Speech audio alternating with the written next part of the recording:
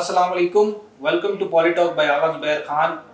فیصل واڈا صاحب کی دھمکی آمیز گفتگو اور الزامات سے بھرپور پریس کانفرنس کے بعد سپریم کورٹ آف پاکستان کی طرف سے سو موٹو لے لیا گیا اور باقاعدہ طور پر آج کنٹیمپٹ آف کورٹ کی پروسیڈنگ بھی جاری رہی، جس میں قاضی فائز عیسیٰ صاحب نے باقاعدہ طور پر مصطفیٰ کمال صاحب اور فیصل واڈا صاحب کو شو کاز نوٹس جاری کیا۔ اس کے ساتھ ساتھ آج کے ہمارے موضوعات میں شامل ہے prime minister of Pakistan Shehbaz Sharif sahib کی طرف سے فیصلہ کیا گیا ہے کہ جتنے بھی ادارے جو خسارے میں جا رہے تھے ان کے ساتھ ساتھ تمام وہ ادارے بھی جو منافع میں جا رہے تھے اور منافع بخش تھے ان کو بھی پرائیویٹائز کر دیا جائے گا۔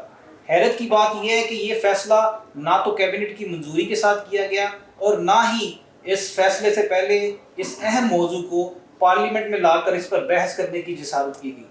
ایسے بہت سے معاملات پر آج بات کرنے کے لیے آج ہمارے ساتھ موجود ہیں بہت ہی نہایت قابل احترام اور سینئر تجزیہ کار اور صحافی جناب سلیم بخاری صاحب۔ Thank you so much, thank you very much. آپ کی مہربانی، آپ نے وقت نکالا میرے لیے۔ سب سے پہلے تو میں یہ پوچھنا چاہوں گا کہ سپریم کورٹ میں نیب کی ترامیم کے کیس کے حوالے سے انٹرا کورٹ اپیل کے ہیئرنگ تھی، اس میں عمران خان صاحب کو تو پیش کر دیا گیا لیکن لائیو سٹریمنگ کی اجازت نہیں دی۔ دیکھیے، پہلی بات بسم اللہ الرحمن الرحیم، پہلی بات تو یہ ہے کہ یہ ڈسکریشن سپریم کورٹ کی ہے، انہوں نے کسی چیز کی اجازت لائیو دکھانے کی دینی ہے یا اسے کورٹ تک محدود رکھنا ہے۔ یہ اشارہ بھی کیا تھا ایک جج نے، اگر آپ کو یاد ہو، ترم اللہ صاحب نے کہا بھی شاید کہ اس کو لائیو کر دیں، یا شاید وہ جو پروسیکیوٹر تھے پشاور ہائی کورٹ کے، انہوں نے کہا تھا، لیکن وہ جج صاحب نے کہا کہ آپ آرام سے بیٹھ جائیں اپنی سیٹ پہ، انہوں نے اس کی اجازت نہیں دی۔ پہلی بات تو یہ کہ یہ دکھانے کا فیصلہ کرنا بھی سپریم کورٹ کی ڈسکریشن ہے، اس کو لائیو دکھانا بھی سپریم کورٹ کی ڈیسیژن ہے، اور یہ آج اس لیے نہیں ہوا کہ آج ان کے بولنے کی باری نہیں تھی، انہوں نے آج کا آرگومنٹ صرف سننا ہے، جب ان کی باری پھر آئے گی تو شاید اس کی اجازت دی جائے۔ ایک بات تو یہ۔ دوسری بات یہ ہے کہ نیب کا قانون جو ہے، یہ میرے خیال سے سبھی جانتے ہیں کہ بنایا کس نے تھا۔ یہ ایک ڈکٹیٹر کے ذہن کی اختراع تھی جس کا نام جنرل مشرف تھا۔ ایک ماہ کے اندر اندر قانون بھی بن گیا، پاس بھی ہو گیا، آرڈیننس بھی آ گیا، سارا کچھ ہو گیا، اور اس کا واحد آبجیکٹو تھا کہ جتنے بھی پولیٹیشنز ہیں ان کو کھال میں کرنے کے لیے ان کے خلاف اسے ہتھیار کے طور پہ استعمال کیا جائے، اور ہم نے دیکھا over a period of time, حکومت چاہے کسی کی بھی ہو، سب نے اس کو استعمال کیا۔ جو سب سے زیادہ کنٹروورشل استعمال ہے وہ خان صاحب جو ہیں پی ٹی آئی کے، ان کے دور میں جو جسٹس جاوید اقبال صاحب تھے ان کے دور میں اس کا بدترین استعمال ہوا، اس لیے کہ پی ٹی آئی کے لوگ بتاتے تھے آ کے پریس کانفرنس میں کہ پرسوں فلاں کو اتنی سزا ہو جائے گی، فلاں کے لیے فلاں جیل میں کمرہ بن رہا ہے، فلاں جو ہے اس کی ضمانت، یعنی فیصلے بجائے اس کے کہ نیب کورٹ میں ہوں تو وہ، یہ ایک میں کہوں گا ان گارڈڈ استعمال تھا اس انسٹرومنٹ کا۔ لہٰذا اس کو تو ختم کر دینا چاہیے تھا، اور ہر پارٹی نے، چاہے وہ نون لیگ تھی، چاہے وہ پیپلز پارٹی تھی، چاہے وہ تحریک انصاف تھی، سب نے اپنے اپنے مینیفیسٹو میں لکھا تھا کہ اس لا کو ہم ختم کریں گے، یہ لعنت ہے ایک، لیکن سب نے اپنی اپنی مرضی سے اس کو پھر استعمال کیا۔ اب اس کی فیٹ کیا ہونے جا رہی ہے، یہ تو پروسیڈنگ جس طرح سے ہم سن رہے ہیں، یہ اس وقت لائم لائٹ میں ہے۔ یہ ایشو، یہ فیصلہ ہو جانا ہے کہ پارلیمنٹ سپریم ہے یا جوڈیشری نے فیصلے کرنے ہیں کہ ملک کس قانون کے تحت چلے گا۔ یہ ایک عجیب و غریب قسم کی کنٹروورسی ہے اور بہت ساری باتوں کا اس پر دار و مدار ہے۔ سر، یہ جو لائیو سٹریمنگ کی اجازت نہیں دی گئی، لیکن اس کے باوجود عمران خان صاحب کی ایک پکچر وائرل ہوئی اور جو وہ سارا دن سوشل میڈیا پہ گردش کرتی رہی۔ اس کے بعد ہیئرنگ کے بعد علی محمد خان صاحب نے بھی میڈیا سے گفتگو کے دوران کہا کہ کچھ لوگ عمران خان کو میڈیا پر دکھانے سے بھی ڈرتے ہیں، اور ساتھ ہی ساتھ یہ ڈیمانڈ بھی کی کہ نیکسٹ ہیئرنگ پر عمران خان صاحب کو لائیو سٹریمنگ پہ دکھایا بھی جائے اور ان کو ایز اے پٹیشنر جو وہ بحث کریں گے، آرگومنٹ کریں گے، وہ بھی سنگا۔ انہوں نے بلکہ تھوڑی سی بات آگے بڑھا دی، اگر آپ ان کی آج کی پریس کانفرنس سے، تو انہوں نے کہا کہ سٹریمنگ چھوڑیں جی، آپ اگر ایک حکومت ایک قیدی کو جیل سے سپریم کورٹ نہیں لا سکتی تو وہ کائے کی حکومت ہے، اور مطالبہ کیا انہوں نے حکومت سے بھی اور سپریم کورٹ سے بھی کہ جی ان کو آپ لائیو وہ خود آئیں اور آ کے وہ پیش کریں۔ دیکھیے، یہ ہوگا یا نہیں ہوگا اس کے بارے میں تو ہم ابھی کچھ نہیں کہہ سکتے، اس لیے کہ ایک طرف آرگومنٹ یہ ہے کہ ان کی جان کو بہت خطرہ ہے، ان کے اوپر قاتلانہ حملے ہو چکے ہوئے ہیں، ہم نے دیکھا جو جوڈیشل کمپلیکس میں ہوا تھا، ہم نے دیکھا جب ان کی گرفتاری ہوئی تھی کیا ہوا تھا، ہم نے پھر دیکھا جب وہ لاہور ہائی کورٹ میں آتے تھے تو کس طرح بالٹیاں لے کے اور کالی شیلڈوں میں آتے تھے. وزیر آباد کا معاملہ آپ کے سامنے ہے. تو میرے خیال سے حکومت یہ رسک لینا نہیں چاہتی ہے کہ کسی قسم کی ایسی صورتحال پیدا ہو کہ بعد میں جواب دہ بھی ان کو ہی ہونا پڑے. یہ درست اپروچ ہے یا نہیں ہے یہ ایک الگ بات ہے، لیکن اس کا فیصلہ سپریم کورٹ کرے گی. اگر چیف جسٹس صاحب کہہ دیتے ہیں کہ نہیں جناب ان کو لے کے آئیں تو کسی کے باپ کی مجال نہیں ہے کہ نہیں لے کے آئیں گے، تو یہ تو معاملہ وہاں ہے. فیٹ میں نے کہا کہ نیب کے لاء کی فیٹ جو ہے وہ شاید اس ہیئرنگ میں تو طے نہ ہو، کیونکہ اس وقت امینڈمنٹس جو ہیں اس کے اوپر بحث ہو رہی ہے کہ وہ ٹھیک تھیں غلط تھی، اس کی انٹرپریٹیشن ٹھیک تھی یا نہیں تھی، وہ آرڈیننس کے ذریعے آئی تھی یا باقاعدہ پارلیمنٹ کے اندر اپروو ہوئی تھی. تو یہ میرے خیال سے اس کے اوپر یہ ساری بحث اگلی پیشی میں شاید سمٹ جائے گی. ٹھیک ہے وہ تو سر سمٹ جائے گی، لیکن بات وہیں پہ موجود ہے کہ اگر باقی تمام اہم کیسز کی لائیو اسٹریمنگ کی جا رہی ہے اور سپریم کورٹ آف پاکستان کے جو یوٹیوب چینل ہے اس کے اوپر دکھایا بھی جا رہا ہے، تو عمران خان کو دکھانے میں کیا کرتا ہے؟ میں عرض کروں آپ سے، دیکھیے ہمیں پورے پرسپیکٹو میں دیکھنا چاہیے. جو پچھلی لائیو اسٹریمنگ ہم نے دیکھی ہے وہ آئینی پٹیشنز تھیں اور اس کے اوپر سارے کریکٹرز وہاں موجود تھے. ان میں سے کوئی بھی کسی جیل میں قید نہیں تھا، کوئی سزا یافتہ قیدی نہیں تھا. تو یہ ایک کوالٹیٹیو فرق تو آپ اپنے سامنے سزا یافتہ قیدی اگر ایئرپورٹ پر اس کو بایو میٹرک کی سہولت عدالت کی طرف سے دی جا سکتی ہے، اس کو وی آئی پی پروٹوکول دیا جا سکتا ہے، اس کو جلسوں میں خطاب کرنے کی اجازت دی جا سکتی ہے، تو پھر تنقید تو ہوگی. میری خواہش یہ ہے کہ آپ یہ سوال اگر چیف جسٹس سے کر لیتے ہیں یا آپ اس وقت پرائم منسٹر سے کریں گے. میرا سوال آپ سے یہ ہے کہ آپ ہاں میں آپ سے اتفاق کرتا ہوں کہ پہلی بات تو یہ ہے کہ آپ جنرل پرسیپشن دیکھیں کیا ہے. کوئی کہتا ہے جیل جو ہے وہ میریٹ یا شیرٹن ہوٹل ہے، اس کی بے پناہ تعویلات ہیں آپ کے سامنے ہیں. کیونکہ جس کو کہتے ہیں نا قید کاٹنا، وہ میرا نہیں خیال خان صاحب نے ابھی ایک دن بھی کاٹی ہے. جس طریقے سے ملاقاتوں کی سیریز چل رہی ہے، اور مجھے بتائیں یاد کر کے تاریخ کے اوپر نظر ڈال کے کس قیدی کے ساتھ اس طرح ملاقات. وہ تو سیکٹریٹ ہے پارٹی کا، اٹس ناٹ اے جیل. صاحب کو تو پوری لسٹ دی جاتی تھی اور ایک پورا پینل صحافیوں کا آ کے ان کی مرضی کے لوگ ان کے سامنے بیٹھتے تھے. دیکھیے یہ آرگومنٹ کی حیثیت حد تک تو ٹھیک ہے، لیکن وہاں ایک جیل میں ہوتے ہوئے باپ اور بیٹی کی ملاقات نہیں ہونے دی جاتی تھی. اور یہ بھی آپ نے پہلی دفعہ دیکھا ہوگا کہ ایک قیدی جو ہے وہ کہتا ہے مجھے گھر نہیں سوٹ کرتا، مجھے جیل بھیج دیں. آپ نے دیکھا نا یہ بھی جو حوالہ تو میں نے سمجھ رہے ہیں نا آپ. اینی وے یہ سب چلتا رہے گا.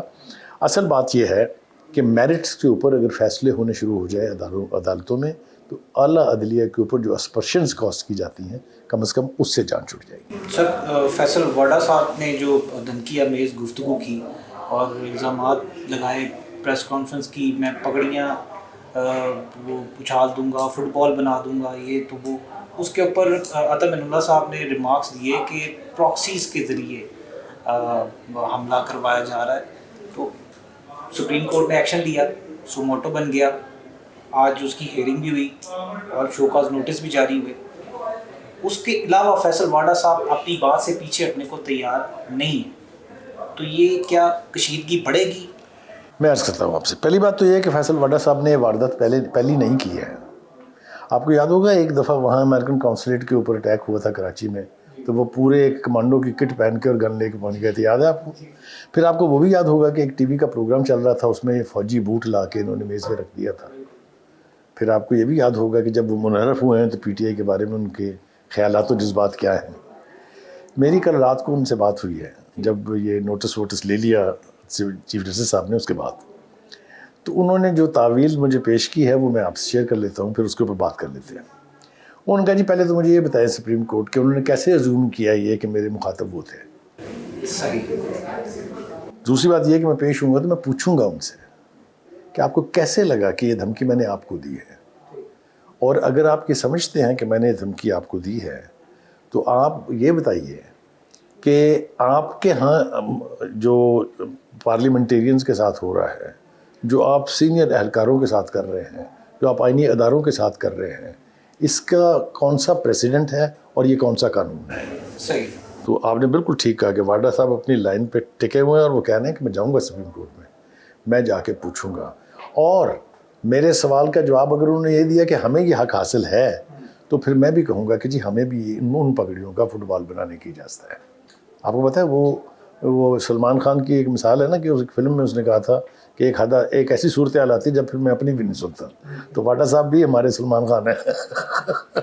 ویسے کچھ تجزیہ کار یہ بھی کہہ رہے ہیں کہ یہ جو بینچ بنا ہے کنٹیمپٹ آف کورٹ کی پروسیڈنگ کے لیے، اس کو چیف جسٹس صاحب اس لیے بھی خود ہینڈل کر رہے ہیں کہ اس معاملے کو تھوڑا ٹھنڈا کیا جائے اور تھوڑی سپیس کریٹ کی جائے دونوں اداروں کے درمیان.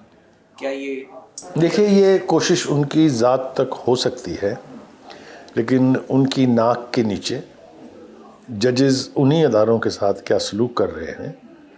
اگر آپ مجھے فورس کریں گے تو میں آپ کو نام بتاؤں گا. بابر ستار صاحب جو کچھ کر رہے ہیں، جو لب و لہجہ انہوں نے اختیار کیا ہے ان اداروں کے بارے میں، کبھی آپ نے پہلے سنا؟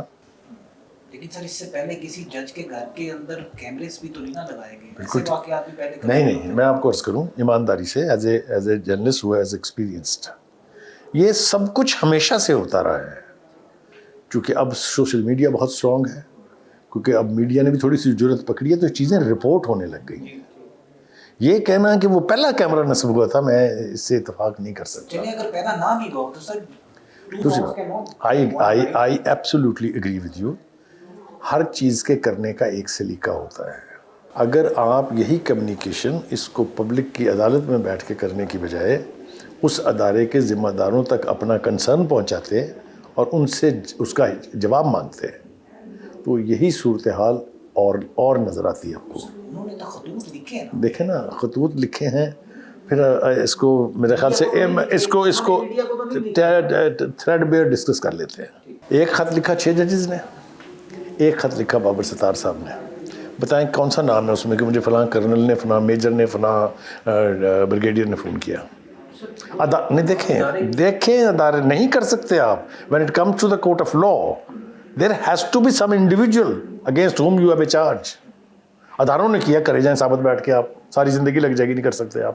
لیکن سر اس کے باوجود اس چیز کی اجازت تو نہیں دی جا سکتی نا کہ کوئی بھی فرد اٹھ کے عدالتوں کے اوپر تنقید کرے، ایبسولوٹلی یہ حق کی تصدیق کرے اور اس کے بعد جو ہے وہ ان کو پکڑیاں اچھالنے کی باتیں کرے اور فٹ بال بنانے کی باتیں کرے. تو اس طرح تو انصاف کے نظام کا مذاق نہیں بنانے. دیکھیے بالکل آپ ٹھیک کہہ رہے ہیں، but this is one side of the version, there is another side also.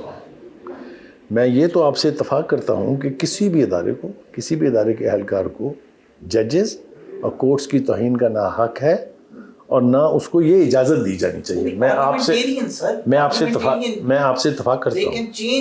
Correct.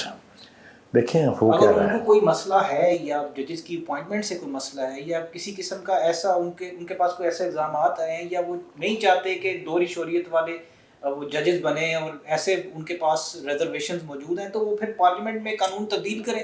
وہ بات نکلے گی تو پھر دور تلک جائے گی. جن 6 ججز نے خط لکھے ہیں ان کے ذرا پچھلے 15 فیصلے تو اٹھائیں، تو آپ کو پتہ چلے گا کیسے وہ پارٹیزن ہیں. میں اس سے آگے نہیں جانا چاہتا. آپ اشارہ تو میرا سمجھ گئے ہوں گے. میں سمجھ گیا. ٹھیک ہے. جب آپ یہ کریں گے تو آپ کے پاس ادارے بھی مداخلت کریں گے، آپ کے خلاف پولیٹیشنز بھی بولیں گے. دیکھ لیں نا پارلیمنٹ میں کیا ہو رہا ہے.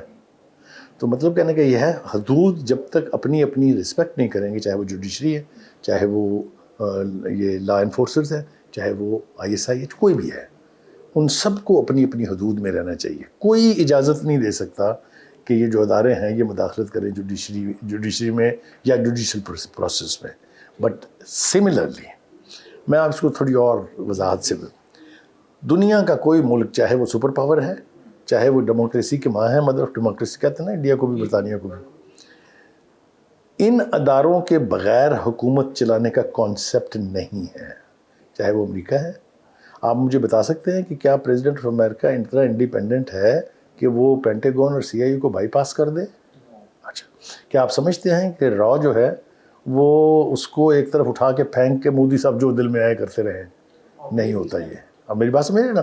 تو یہ نیشنل انسٹیٹیوشن جو ہوتے ہیں یہ ایک ایسی فیملی ہے جس کو مل کے ملک کی سالمیت اور ملک کے وجود کو قائم رکھنا ہے.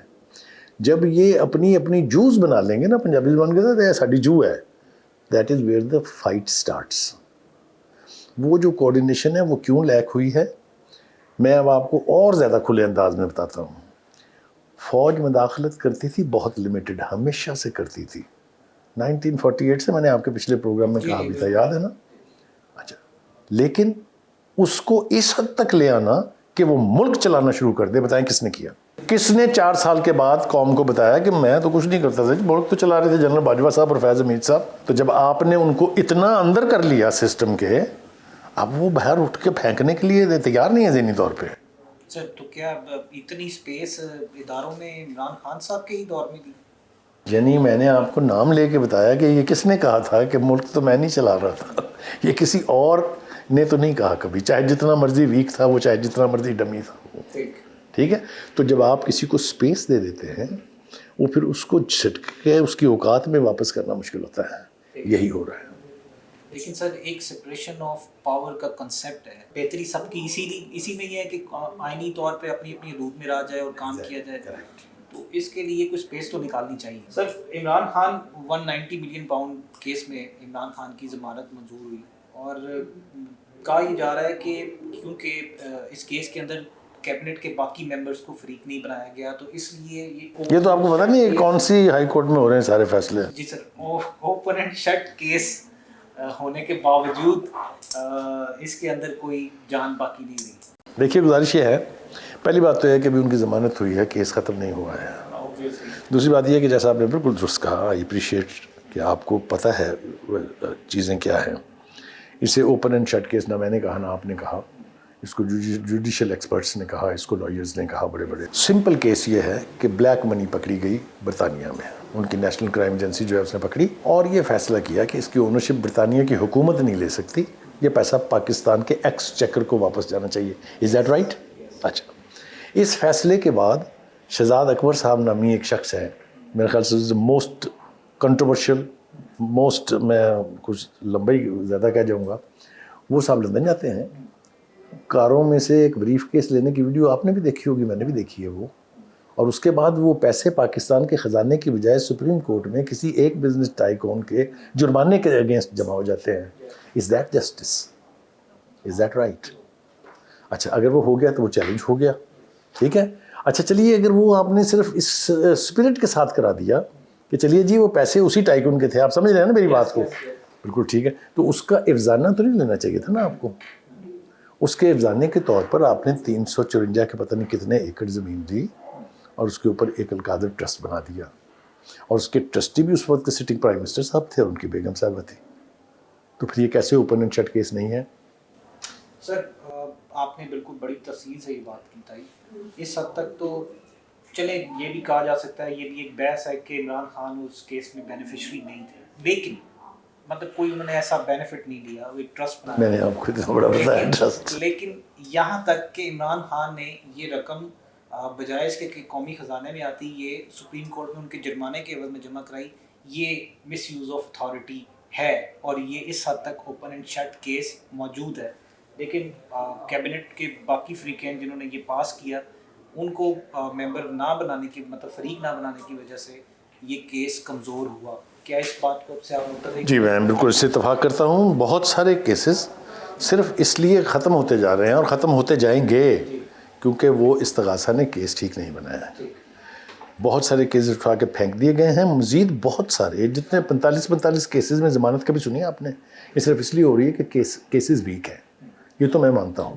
جلد بازی میں اگر آپ 180 کیسز بنا دیں گے تو اس کو بھگتنا اور اس کو منطقی انجام تک پہنچانا ممکن ہی نہیں ہے. ایسے ہی نواز شریف صاحب کے ساتھ وہ میں نے کہا نا کہ جس کے بھی خلاف آپ اس طرح کریں گے, آنے والے وقت میں کورٹس ان کو اٹھا کے پھینک دیں گی. ان کے بارے میں بھی یہ کہا جاتا ہے کہ 3-4 کیسز بہت سنگین نوعیت کے ہیں, باقی سب بکواس ہے. میں بالکل ماننے کے لیے تیار ہوں. ان میں سائفر ہے. اب دیکھیں نا, سب سے بڑی حماقت کیا ہے اس حکومت کی بھی اور اس کے جو لا آفیسرز ہیں ان کی بھی, بشمول اٹارنی جنرل کے. کیس ہے کہ سائفر آفیشل سیکرٹ ایکٹ کے خلاف پبلک کیا گیا, اور کیس کیا ہے کہ جو گم گیا. تو مجھے بتائیں کیا سزا ہوگی اس میں؟ یس سر, پرائم منسٹر شہباز شریف صاحب نے فیصلہ کیا ہے کہ خسارے میں جانے والے اداروں کے ساتھ ساتھ تمام منافع بخش اداروں کو بھی پرائیویٹائز کر دیا جائے. اور حیرت کی بات اس میں یہ ہے کہ یہ فیصلہ نہ تو کیبنٹ سے اپروو کروایا گیا, نہ ہی اس کو پارلیمنٹ میں لا کر کوئی بحث کی گئی. تو آپ اس کو کیسے دیکھیں؟ جی دیکھیے, یہ آپ کا سوال بہت اہم ہے اور اس کی تفصیل بھی بڑی لمبی ہے. اگر وقت ہوا تو کوشش کرتے ہیں اس کو سم اپ کرنے کی. وہ پنجابی زبان میں ایک پرووربیل سینگ ہے, میں اردو میں کوشش کرتا ہوں کہ وہ فلاں کی نانی نے دوبارہ شادی کر لی, ان کا تو بہت برا ہوا, ان کا اس نے کر کے پھر چھوڑ دی, اس نے کہا یہ اس سے برا ہوا. آج یہ جناب بھٹو صاحب کے پاس چلتے ہیں جنہوں نے نیشنلائزیشن کا پروسیس شروع کیا اور بغیر کوئی معاوضہ دیے لوگوں سے ان کی انڈسٹریاں چھین لی. پھر جو ان کا حال ہوا الٹیمیٹلی پھر وہ ایک دوسرے دور میں آ کے وہ انڈسٹریاں واپس کی گئی. یہ آپ کے سامنے پتہ یہ چلا کہ حکومت ان انڈسٹریز کو جو بہت پیسہ کما رہی تھیں نہیں چلا سکی. ٹھیک ہے, اچھا اب آپ نے کیا فیصلہ کیا؟ یہ تو تھی نا پرائیویٹ سیکٹر کی انڈسٹری لی آپ نے اور پھر واپس کر دی کہ نہیں ہم چلا سکتے ہیں. اب رہ گئی پبلک سیکٹر. پبلک سیکٹر میں بڑے بڑے ادارے تھے جس میں پاکستان اسٹیل ملز ہے, جس میں پاکستان انٹرنیشنل ایئر لائن ہے اور بے پناہ بڑے ادارے ہیں. اب آپ ان کو بیچنا چاہ رہے ہیں. روزویلٹ ہوٹل ہے نیو یارک میں, وہ بھی بہت کنٹروورشل ہے کہ جی اپنے فرنٹ مین کو بیچنے کی بے پناہ کوششیں ہوئی ہیں ماضی میں, لیکن کسی نہ کسی وجہ سے وہ رہ گئی ہیں. It's a prime locality and a prime property in the heart of New York. I've seen that. I've stayed there many times. اس کو بیچنے کی بے پناہ کوششیں ہو رہی ہیں, ہوتی رہی ہیں اور اب بھی ہو رہی ہیں. ایک جنرل پرسیپشن یہ ہے دنیا میں کہ آپ اپنے گھر کے برتن بیچ کے کبھی اپنا گھر نہیں چلا سکتے. آپ کو اپنے وسائل کو بڑھانا ہے, آپ کو اپنی انکم کو بڑھانا ہے, آپ کو اپنی ایکسپورٹس کو بڑھانا ہے. یہ برتن بک جائیں گے تنخواہوں میں چلے جائیں گے سارے. دیٹ مینس کہ انڈسٹری کی پراپرٹی بھی پروپرائٹرشپ بھی گئی اور وہ انڈسٹری بھی گئی.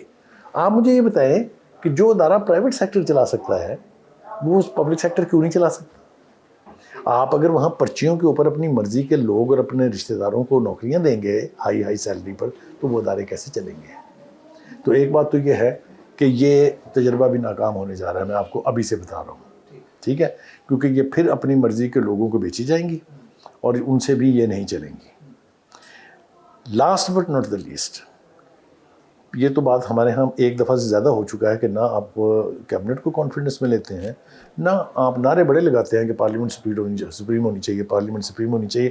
آج تک کسی نے سیریس ایفرٹ کی ہی نہیں کہ پارلیمنٹ سپریم ہو.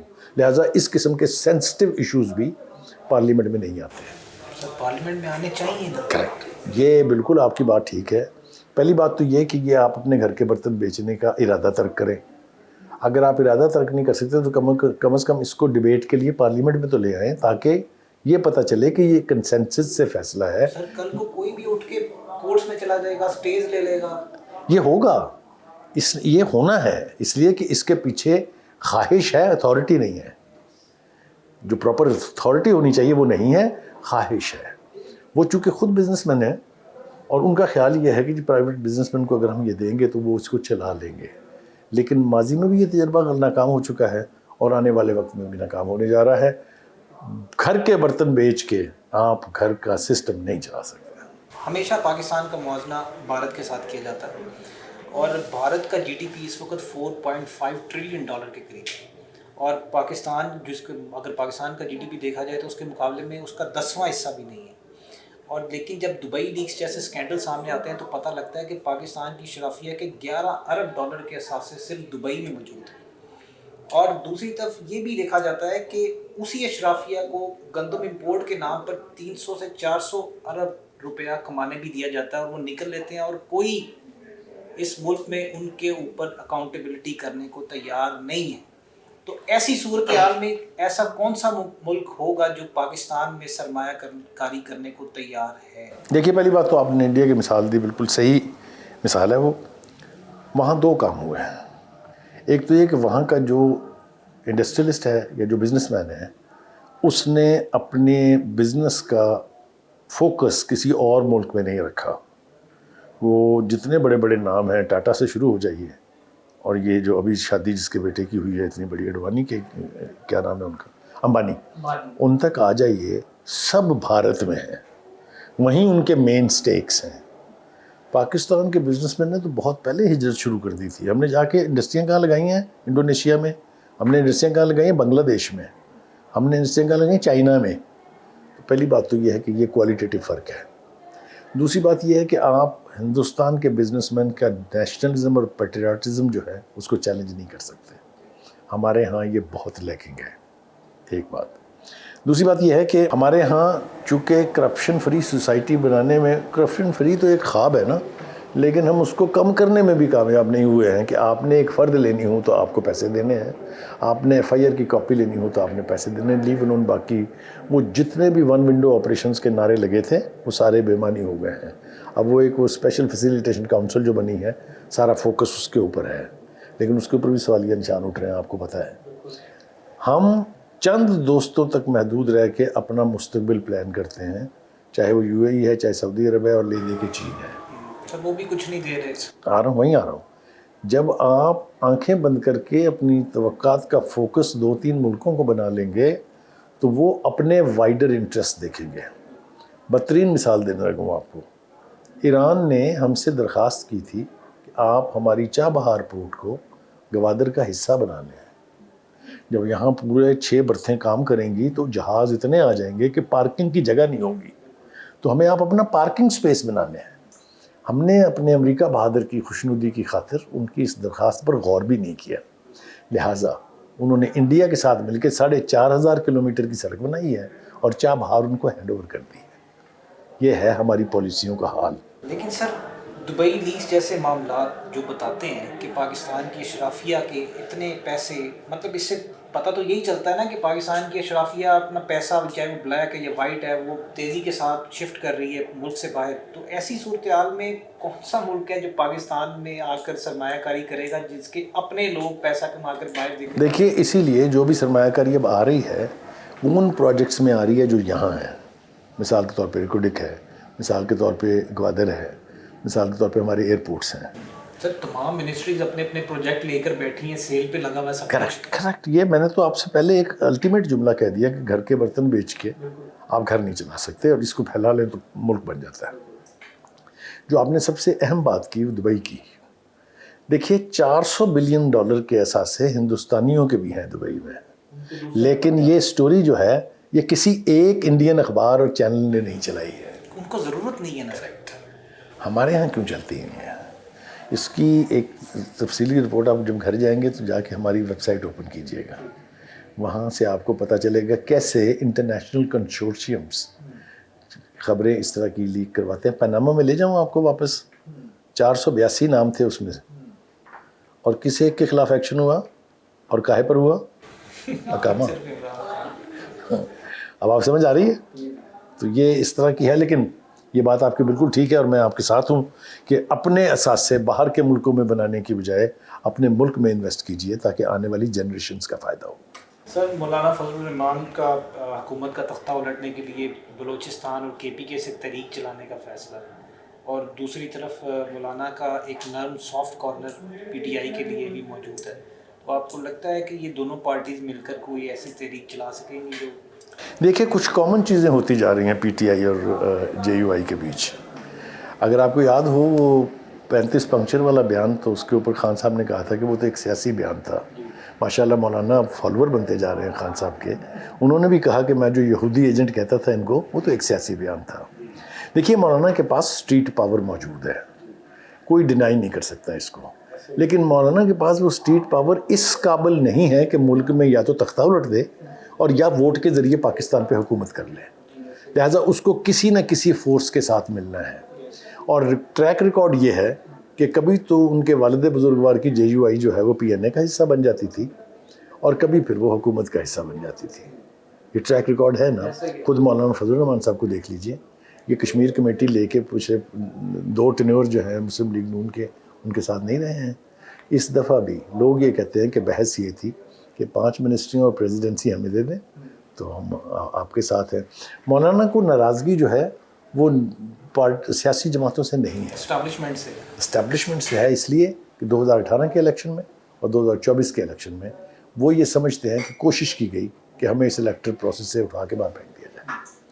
اب یہ بات کس حد تک درست ہے, کچھ تو بظاہر نظر آ رہا ہے نا, لیکن اس کے اندر خبر کیا ہے وہ یہ ہے کہ مولانا ابھی PTI کے ساتھ مل کے یقینی طور پہ ایک تحریک بنانے کی کوشش کریں گے. لیکن PTI مل جائے گی.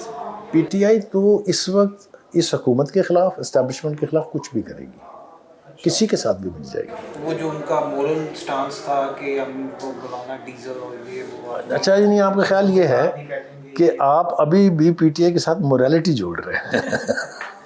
ایک بہت بڑا دل ہے کہ آپ ہم کا. چوروں کے ساتھ نہیں بیٹھیں گے چاہے جو بھی ہو جائے, جنہوں نے اس ملک کو لوٹا ہم نہیں ان کے ساتھ بیٹھیں گے. ذرا پچھلی جب حکومت تھی ان کے الائز کے ساتھ چلیں ذرا, یہی ایم کیو ایم تھی نا, ٹھیک یہی مینگل صاحب تھے نا. ایسا ہی.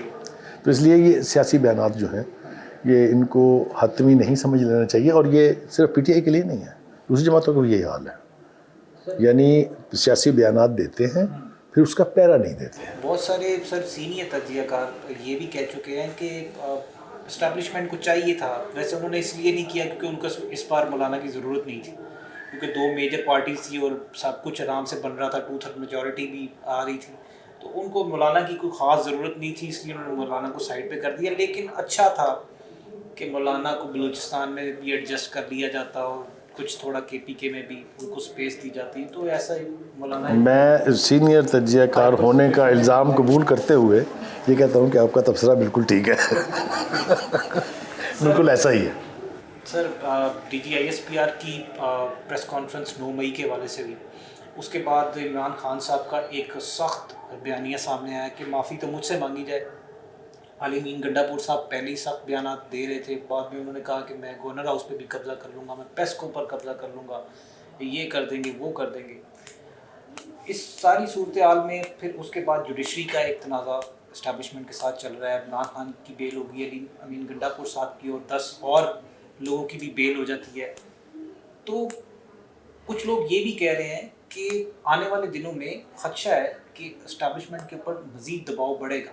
آپ اس سے متفق ہیں؟ دیکھیے میں اس سوال کا براہ راست جواب دینے سے پہلے تھوڑا سا آپ کو پیچھے لے جاؤں گا. ہم دونوں کی پریس کانفرنس دیکھتے ہیں, ایک D G I S P R کی اور دوسرا جو پاسنگ آؤٹ پریڈ کے اوپر جنرل عاصم منیر صاحب کا اسٹیٹمنٹ ہے. ویسے پاسنگ آؤٹ پریڈ سے ایک مذاقیہ بات, آج مریم نواز صاحبہ نے ایلیٹ فورس کا یونیفارم پہن کے, وہ چونکہ آپ پچھلی دفعہ اتنے چڑے تھے ان کی یونیفارم پہننے سے, تو اس نے کہا تھا تھوڑا اور چڑھایا جائے ان کو, تو یہ تو جواباں غزل ہے پی ٹی آئی کے اس کرٹیسزم کے لیے, اور یہ بچگانہ حرکت ہے to be very honest. Anyway, تو ان دونوں کے بیانات کو اگر آپ اٹھا کے دیکھیں تو انہوں نے ایک بات کیٹیگوریکلی کلیئر کر دی ہے کہ there will be no compromise on 9th May. Those who did it will have to pay for it. جو نئی بات ہے اس میں وہ یہ ہے کہ کیٹیگریز ہیں. ہم ایک وہ جو براہ راست ملوث تھے, ایک وہ جو ان کے سہولت کار تھے, اور جو تیسری ڈینجرس کیٹیگری ایڈ ہوئی ہے وہ جو اس کے منصوبہ ساز تھے.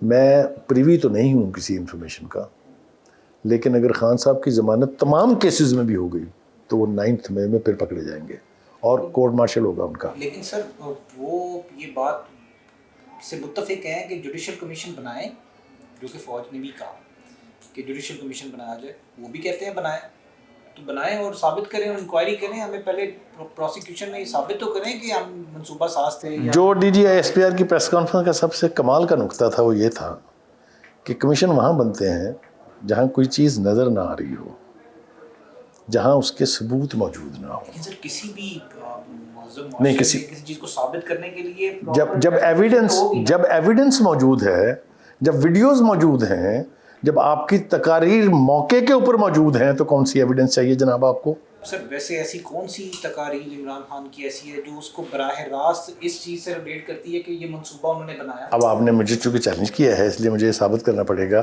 میں آپ کو لے جاتا ہوں 9th May کے سپریم کورٹ کے احاطے میں بیٹھے ہوئے, جب انہوں نے یہ کہا کہ آپ نے دیکھا مجھے آپ نے پکڑا تو کیا کیا میرے ٹائیگرز نے. یہاں ختم نہیں ہوئی بات. انہوں نے کہا اگر آپ مجھے پھر پکڑیں گے تو اس سے بدتر ہوگا. یہ کس کا بیان ہے؟ یہ عمران خان کا. اور کون سی ثبوت چاہیے آپ کو جناب؟ لیکن اس سے یہ تو ثابت نہیں ہوتا نا کہ انہوں نے کہا کہ آپ, ان کے لوگوں نے خود تقریروں میں کہا کہ ہمیں خان صاحب دیکھیے بات آپ کی بالکل ٹھیک ہے کہ اگر اتنا ہی سچا ثبوت آپ کے پاس ہے, اتنے سالڈ ثبوت ہیں, تو پھر تو جلدی بنا دیں کمیشن تاکہ یہ بات کسی کنارے لگے. لیکن وہ بھی اس بات کو پیچھے 2014 کی طرف لے گئے نا. نہیں, وہ لے جائیں گے نا, اس لیے کہ وہ جو ہائیبرڈ سسٹم ایجاد ہوا تھا یا ایجاد ہونے کا جو پلان ہوا تھا, تو آپ کو پتہ نا کب سے چل رہا تھا. سر اس میں سے نکلے گا بھی کون کون, یہ بھی آپ کو پتہ ہے؟ ایبسلیوٹلی. وہ سارے دیکھیں, وہ راحت اندوری کا کھیل ہے کہ جب آگ لگے گی تو سب کے مکان جلیں گے, صرف ہمارا مکان نہیں جلے گا. تو مشرف صاحب کو بھی آرام سے دبئی بھیج دیا. ایبسلیوٹلی. دیکھیں بات آپ جو کرنا چاہ رہے ہیں میں آپ کے ساتھ ہوں کہ احتساب جو ہے وہ صرف سیاستدانوں کا نہیں ہونا چاہیے. احتساب ان کا بھی ہونا چاہیے جنہوں نے سیاستدانوں کو استعمال کیا ہے, جنہوں نے سیاستدانوں کو استعمال کر کے رجیمز ٹاپل کی ہیں. یہ احتساب اگر ہو تو پھر ڈھنگ سے ہو، اس کو مطلب ہے اس کو مذاق نہ بنائیں. سر نواز شریف صاحب کے بارے میں آ رہا ہے کہ نواز شریف صاحب اب صدارت سنبھالیں گے مسلم لیگ نون کی، اور مسلم لیگ نون کی اگر وہ صدارت سنبھالیں گے تو کچھ لوگوں کا یہ بھی تاثر ہے کہ وہ ان کا نشانہ بھی وہ داغ داغ کر باندھ کر لگائیں گے اور ہدف اسٹیبلشمنٹ ہی ہو. دیکھیے ان کے بارے میں آپ کی بات اس لیے مان لیتا ہوں کہ ایک آدمی ہوتا ہے ایک دفعہ کے تجربے سے سیکھ لیتا ہے، 2 دفعہ کے تجربے سے سیکھ لیتا ہے. انہوں نے 3 دفعہ اپنی حکومتیں گنوائی ہیں یہی شوق پورا کرنے میں، اور 4تھی دفعہ الٹیمیٹلی ڈسکوالیفائی ہو کے گھر بیٹھ گئے. یہ بات طے ہے کہ وہ اگر سپوزڈلی وہ صدر بننے کے بعد پھر پرائم منسٹر بن جاتے ہیں، 4تھی دفعہ بھی لڑیں گے، یہ میں آپ کو یقین سے کہہ سکتا ہوں. اور وہ پرائم منسٹر بنے ہی اس لیے نہیں بنے کہ ان کا خیال یہ تھا کہ ابھی اسٹیبلشمنٹ سے لڑائی نہیں ہو سکتی. تو سر انہوں نے پھر کیوں تیار ہوئے ایسی حکومت لینے میں جس کے اوپر ان کا نہ تو اختیار ہے، اپنے وزراء وہ خود نہیں لگا سکتے، کوئی پالیسی نہیں بنا سکتے؟ یہ اس لیے نہیں بنے وہ خود اس کو کہ ان جب قریب پہنچی بات الیکشن ہونے لگے تو جتنی کمٹمنٹ کی گئی تھی ان سے، ان کا کہنا یہ ہے کہ ان سب سے مجھے اسٹیبلشمنٹ نے بٹرے کیا ہے. تو پھر سر مولانا کی بات تو ٹھیک ہے نا کہ وہ مولانا نے اسمبلی کے فلور پر کھڑے ہو کے کہا کہ آپ اس سائڈ پہ آئیں، چھوڑیں یہ حکومت کیوں لی آپ نے؟ وہ جو پرووربیل سیئنگ ہے نا کہ it is easier said than done. حکومت چھوڑنا جو ہے نا اس کے لیے بڑے پتے کی ضرورت ہوتی ہے. سر ایک آخری سوال، اسٹیبلشمنٹ عدلیہ عمران خان، اب میاں صاحب بھی اگر اس میں شامل ہو جائیں گے تو دور دور تک یہ تو نظر نہیں آ رہا کہ پاکستان میں کہیں اسٹیبلٹی نظر آئے گی. IMF پہلے ہی کہہ چکا ہے کہ پولیٹیکل اسٹیبلٹی ہوگی تو ہی آگے اکانومی بہتر ہو سکتی ہے. آپ کو لگتا ہے کہ اسٹیبلشمنٹ پیچھے ہٹ کر یہ سارے تنازعات کو حل کرنے کے لیے خود بھی بیٹھ جائے گی اور یہ سارے بھی اسٹیک ہولڈرز بیٹھ کر آپس میں کسی کنسنسس پر آئیں گے؟ آپ کا پھر تجزیہ بالکل ٹھیک ہے، لیکن جو میری انڈرسٹینڈنگ ہے میں آپ کے ساتھ شیئر کرتا ہوں. جب تک اسٹیبلشمنٹ اور اس وقت کی حکومت کا دشمن ایک ہے اور ان کی کٹی ہے، اس وقت تک تو یہ حکومت کوئی نہیں ہٹا سکتا. اور یہ یاد رکھیے جتنا وقت حکومت کو ملتا جائے گا اس میں ڈسٹرکشن کم اور اسٹیبلٹی زیادہ آئے گی. لہٰذا آپ نے دیکھا کہ عمران خان صاحب کی طرف سے ٹوٹل کوشش یہ ہے کہ جتنی جلدی پریشر ڈالا جائے اور ان کو فارغ کیا جائے. یہ وہ بھی سمجھتے ہیں کہ ٹائم اگر ان کو ملے گا، مثال کے طور پر ایک جو کیشے تھا وہ ریلیز کر دیا آئی ایم ایف نے ڈیلیگیشن بھیج دیا اگلے لانگ ٹرم لون کے لیے. اگر وہ کسی طرح سے ہو جاتا ہے، اور جس طرح سعودی عرب کے ساتھ انویسٹمنٹ کی باتیں آپ نے دیکھا کتنی وزیٹیشن ہوئی ہے وہاں سے، اگر فرض کیجیے وہ 5-6 ارب کی وہ بھی آ جاتی ہے، 6 ارب کا یہ ایگریمنٹ ہو جاتا ہے تو ہم نکل گئے نا اس میں سے. اور جب آپ اس میں سے نکل گئے تو پھر تو جو مرضی پریشر آپ ڈالتے رہیں. میرا خیال یہ ہے کہ حکومت کو یہ ایڈوانٹیج ملے گی کہ establishment under Asim Munir will never sit with Imran Khan. Take my words. اب انہوں نے الٹیمیٹلی آخری کوشش یہ کی ہے کہ میں خط لکھوں گا آرمی چیف کو، ٹھیک ہے. جب آپ یہ کہہ رہے ہیں کسی سے بات نہیں ہو سکتی اور اس سے تو بالکل نہیں ہو سکتی تو پھر آپ خط کا کے لیے لکھ رہے ہیں. یہ کمپلیکس ہے صورتحال، یہ ابھی جاری رہے گی، لیکن اگر حکومت کو سپیس ملتی گئی تو امکان یہ ہے کہ الٹیمیٹلی خان صاحب اس رجیم کے لیے تو کم از کم ایلیمنٹ ہو جائیں گے. خالد صاحب بہت شکریہ، آپ نے وقت نکالا. مجھے بڑی مشکل پیش آتی ہے آپ کے ساتھ بات کرتے ہوئے، اس لیے کہ جب آپ کے سامنے ایک ایسا شخص بیٹھا ہو جس کا خود اپنا مشاہدہ اور اپنے نالج ٹھیک ہو، اس کے لیے بہت مشکل ہوتی ہے میرے جیسے بندے کے لیے. It's my compliment. Thank you so much. آج پاکستان اس نیچ پر پہنچ چکا ہے کہ پاکستان کے تمام اثاثے سیل پر لگے ہوئے ہیں، اور ہم پوری دنیا سے گزارش کر رہے ہیں کہ آ کر ہمارے پروجیکٹس خریدیں اور اس میں سرمایہ کاری کریں. اور دوسری طرف IMF سے ہم دن بہ دن روز ایک ڈالر کے لیے منتیں کرتے ہیں، اور کئی دفعہ کوشش کرتے ہیں کہ آج کل ایک اور نئی کوشش یہ ہو رہی ہے کہ اپنے قرضے بھی کچھ دیر کے لیے رول اوور کروا دیے جائیں. چائنا سے بھی یہ درخواست کی جا رہی ہے. اور دوسری طرف صرف دبئی لیگ سے پتہ چلتا ہے کہ پاکستان کے ہی صرف اشرافیہ کے 11 ارب ڈالر کے اثاثے دبئی میں موجود ہیں، جو کہ بھارت کے مقابلے میں دوسرے نمبر پر.